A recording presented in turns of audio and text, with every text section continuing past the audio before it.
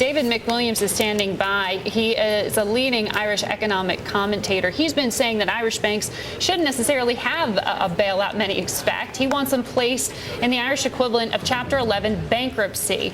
As we mentioned, he's one of the leading economic commentators. He joins us now live from Ireland. He formerly worked for UBS and BNP. He was also one of the very few to predict Ireland's boom would end in the crash that we saw.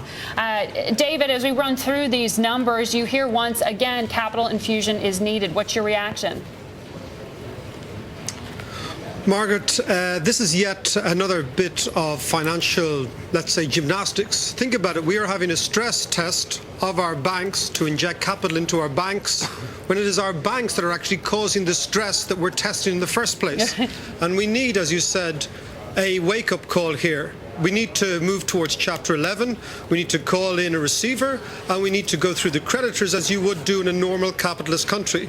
The IMF also want this to happen. However, what we have, the stumbling block, and this is where it becomes political, Margaret, is that the European Union do not want this to happen because they're afraid of the ramification for Spanish banks, Portuguese banks, well, the Greek banks have gone, and clearly they're worried about the balance sheet of the French and German banks.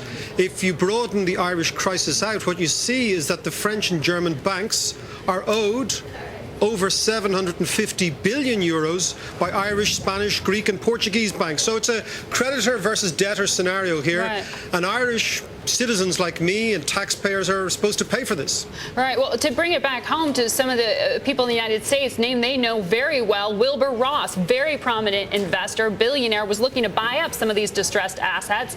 Bloomberg reported today that his purchase was scrapped because the Irish government wants to take EBS and combine it with Allied Irish. You're watching the government restructure the financial sector. Well, as you know, Margaret, two bad balance sheets don't make a good one. And what we are doing is we're trying to amalgamate all these banks together. This is a new move from the government, and we've got to wait and see what they announce in the course of the next hour or so. But ultimately, either we have a business-like solution where the assets are allowed to drop in value and people, investors, either American investors or European, come in and take it, or not. Otherwise, we're into a sort of a political game, not unlike Japan's bank disaster in the 90s and the early 2000s. Because we did just see these breaking headlines as to the 4 Irish banks that will, in fact, need a capital infusion to patch up what one ECB member called a black hole in the banking system.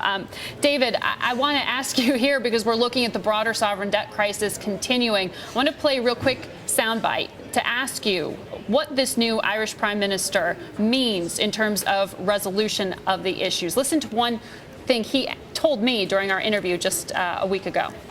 Well, I'd like to see a situation where there's a distinction between our sovereign debt and our bank debt. Obviously, I've made the point on many occasions that I think it's grossly unfair to expect the taxpayer to have to pay 100% for the reckless lending practices of banks, which caused this in the first instance. Mm-hmm. And that's a matter for discussion between ourselves and the ECB and our European colleagues. I was Irish Margaret, Prime Minister. He means exactly what he said there. But is Europe going to listen to him? Is he going to get the wish? Well, you see, they kind of have to listen to us because they're kind of stuck. I mean, the European Central Bank has deposited close to 100 billion euros in the Irish banking system, and it's clearly not going to get that back in a hurry. So if they want a deal which leads to an overall holistic European deal, they've got to take the view that those who lent money to the Irish banks and the Irish banks failed are no different to the creditors of Lehman, Margaret. They're going to lose their money.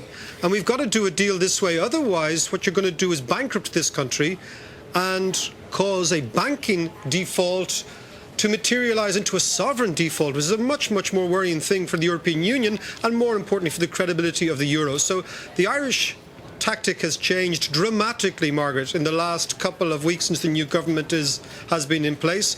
And they are going to go for burden sharing. They're going to go for haircuts for the bondholders. That's 22 billion of unguaranteed stuff. Taken together, the bank exposure is about 62 billion. It's a huge amount of money, and this is the new game. And it's very, very clear that the game has changed. And the European Union are going to have to listen, because what's happening in Ireland is only a microcosm of what's going to happen in Spain.